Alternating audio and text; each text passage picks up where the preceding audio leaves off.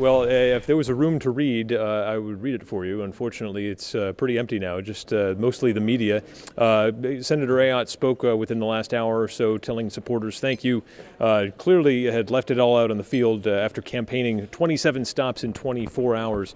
Doesn't have much of a voice left. She was pretty hoarse.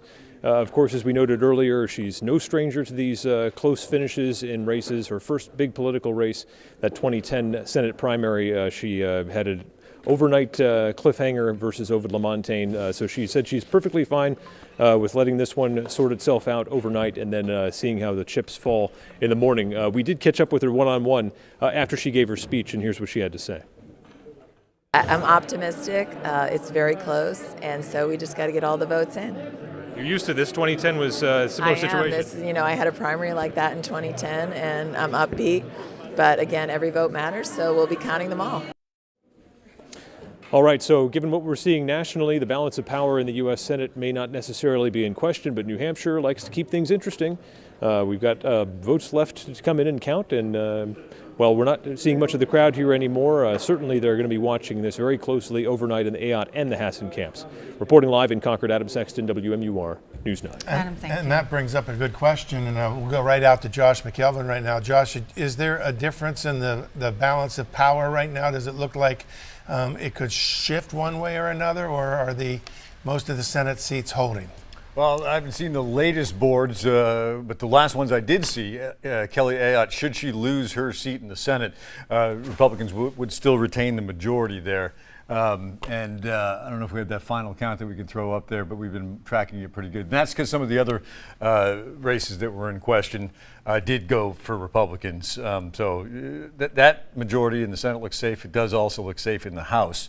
But here in New Hampshire, if the indications are correct about the margin of 5,300 votes between Maggie Hassan in favor of Maggie Hassan over Kelly Ayotte, we're looking at a situation where New Hampshire potentially could have a Republican governor, and its entire federal delegation in the U.S. Senate and in the House is Democratic. So, I mean, obviously, this will all be determined, and we'll find out the answer to these, hopefully early sometime tomorrow. But right now, it's obviously too close to call, and we're going to keep saying it until there's something to actually call. We know in the second CD that Annie Kuster, at least she's sleeping soundly tonight, guys.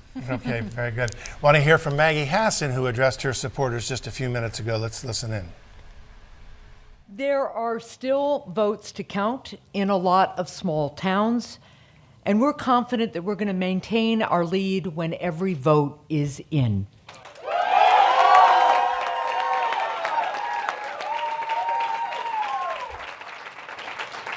I know that many of our extraordinary volunteers across the state have been working since early, very early this morning, holding signs at the polls, making phone calls, and knocking on doors, just as they've been doing for months.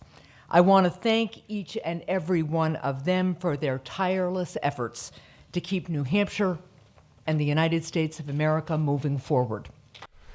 And that is Maggie Hassan telling her supporters tonight that even though her race is still too close to call, her internal numbers are giving her optimism tonight. She's saying there's about a 5,300 vote spread between her and Kelly Ayotte in that super tight U.S. Senate race.